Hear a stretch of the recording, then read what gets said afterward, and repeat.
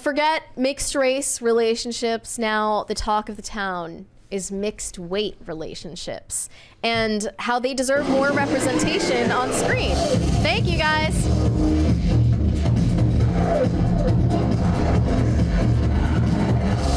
Does that mean you have like a mixed weight kid who's just like perfectly in the middle? Wait, what do you mean? Yeah, never mind. I got it. Thank you. Well, like averages out? Yes. Okay. Skinny guy gets fatty, and then the kid just ends up being perfectly in the middle. 50th percentile. So this conversation came about because of a famous on-screen couple in Netflix's Bridgerton series, played by Nicola Coughlan and Luke Newton, who play Penelope and Colin, respectively, in the show. And in case you're unaware, because I don't watch this show either, Nicola Coughlan is overweight. Luke Newton, her love interest in the show, is not. He seems to be in very good shape. And, you know, they were really hyped up as having the show's steamiest sex scenes, so much on-screen chemistry, and everyone just like loved it. It became its own like fable apart from the show itself. I'd seen things like memes about it. Like it became a whole trend. But and it's empowering. It's empowering. This article is titled Bridgerton, Are We Still Not Ready for a Mixed Weight Romance on Screen? I'm not ready. I'm not ready. It's already happened. I think what I said was it's only stunning and brave if you let her get on top. Yikes. So, yikes. This is nothing new. The only thing that's new here, mildly, is the gender role reversal, which is that fat men or overweight men Fat men. and attractive Yes. women have been on screen. Fat men. Tell us more. Certainly last year, King of Queens was the most popular meme all over the internet. Kevin James was a the most... monocle materialized on it your is. head. And that's what it was, right? Fat men with skinny women have been the butt of the joke for a long time in Hollywood, certainly in sitcoms. Yeah, but it's just another way to show his personality traits, which is just the Homer Simpson archetype. Well, no, that's the thing. So when it is a bigger dude, he's allowed to be the butt of the joke. He's an oaf. He's an oaf, and it's the butt of the joke. You can't allow fat women to be the butt of the joke per social guidelines now. Right, because everyone's so precious about it. So they cited this social media post from a plus-size clothing brand. The woman who runs it posted her wedding photos. She herself is in a mixed-weight relationship. Her husband seems to be rather skinny, and she is overweight. And here's what she said. I've seen so much discourse circulating online about Bridgerton and the relationship between Penelope and Colin. An unfortunate post on Threads said this would never happen and was so unrealistic. I have my own feelings on the show and characters, but one thing I know for 100% certainty is that fat people have always and always will be loved and lusted after. I wanted to share a few pictures of my own very realistic love. It's so important to share images of fat people happy and living our lives. I implore you to post a picture of yourself today doing something you love, where you feel beautiful, or one where you are with someone you love. You never know who you can inspire just by being yourself. And she said, I want to add that I got married at my heaviest weight. I felt immense pressure, as all brides do, to look your best, aka be as skinny as possible, and I knew that would never be a reality for me, so I let it go. Was this on like was this like on r/Chubby Chasers? No. This was on her public account for her business, and she sells plus size clothing. Okay. And she felt represented when she watched Penelope and Colin in Bridgerton. Like it catered to her fantasy of being loved and lusted after, despite being objectively gross looking. I'm sorry, I'm not going to sugarcoat it. Pun intended. Like, it's obviously a cope. Art is a visual medium, and you want to see what is deemed traditionally attractive on screen. That is not to say that is 110% representative of the real world. Certainly, it's the opposite of that. When you look in the real world, the last thing I want to see on screen is somebody who looks like me. For the most part, I don't want to see the perfectly average. Now, there are outliers. for that, but that will always be done through some type of activist lens to push a social agenda through it. It's certainly not done just because it's beautiful. It's done because there is social implication to choosing something like that. Now, when you go the other direction and you do the dude as the bigger person, that too has a certain amount of social interaction, social implication there, meaning that her beauty in these situations, like when she's the beauty of the family, it signals her superiority in a way. To him and allows him to be the butt of the joke. Now that's a different type of social messaging that's just done more to denigrate men than it is to uplift women. Whereas when you choose an overweight woman in a situation like this, when you would traditionally cast someone who was more, I guess, traditionally beautiful, that's just a different type of social activism. Yeah.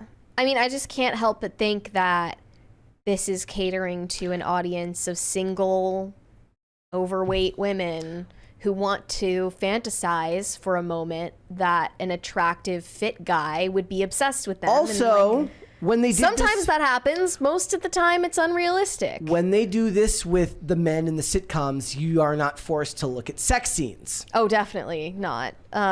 Thankfully. There's On a $20 the Raggedy Ann Yes. said this was the eventual stage of the slippery slope that is fat chicks need love too. I did see a thread that it was like not Meghan Trainor being the face of the fat acceptance movement. Yeah. How far the society has fallen.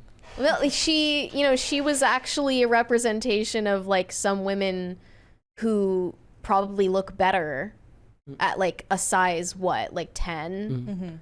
And now it's like gone so far beyond that, where if you're like a size 20 something, we have to say that you look gorgeous, queen. And everyone is kind of tired of pretending that that's the case. I think there's still plenty of activist consumers out there that love the idea of this type of representation. It'll never make sense to me. Just in the same way it never makes sense to me to go to a store and see normal looking people on their, on the signs above clothing racks and stuff like that. Here they argue the mixed weight romance between Penelope and Colin defies romance plotline conventions. The love story creates friction around the socially acceptable limits of desirability, unveiling unsettling truths about human relationships. In this case, the truth is that thin people, yes, dare I say, even straight men with cash and cachet, desire, love, and marry people who are larger than they are all the time. Does happen. It absolutely does. Doesn't mean it needs to be part of entertainment. Yeah. That's made as I something to be don't- like admired. I don't want to see $100 million spent on something that represents the real world. I want $100 million spent on something that depicts the world as more beautiful than it actually is. Yeah. I mean, they have a problem with this in general. The last time I saw headlines about Bridgerton, it was because this is based on a novel, a series of novels, and they changed another love interest to be gay. In the books, it was a straight couple, and they gender swapped somebody so that it would be a lesbian couple in the show. And it's not because they thought it would fit the story better. It's just because, we need to send a certain message that this type of relationship is to be celebrated. I notice we're not getting fat Superman or fat Lois Lane.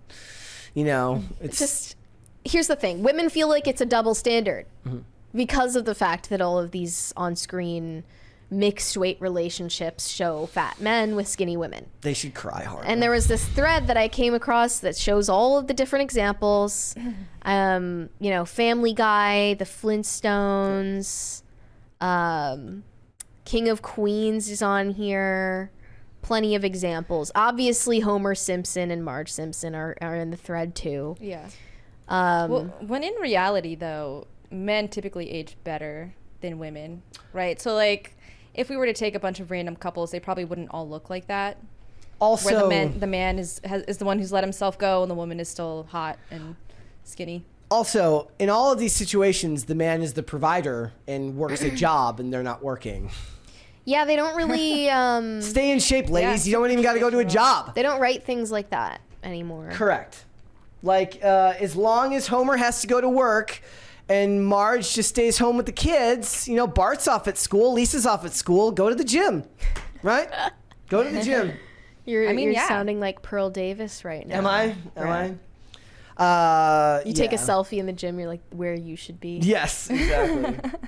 But here's the thing. This was also something that was part of a true worldview that didn't need to be put into words, but it was something you accepted back then, which is that people will make exceptions to certain aspects of their criteria for dating if something else is provided. In this case, first of all, the shows aren't depicting whether the guy was the guy that weight the whole time, or did he gain that weight over the many years you've been married, but also he's working, he's taking care of the bills and all that stuff. He's going to be a little bit bigger, and she's made a value judgment as to whether she's willing to put up with somebody who may not look the best. In return, she gets a home provided for her, and then she takes care of the home. It's just part of the human condition that we've always understood as true, but now is not allowed to be shown on screen. But honestly, people shouldn't be fat. And to be fair, nowadays these stories back to this though. These stories don't resonate with people anymore because everyone's got to have a job. She's like, okay, I got to work too. Why do I have to be skinny and you get to be fat?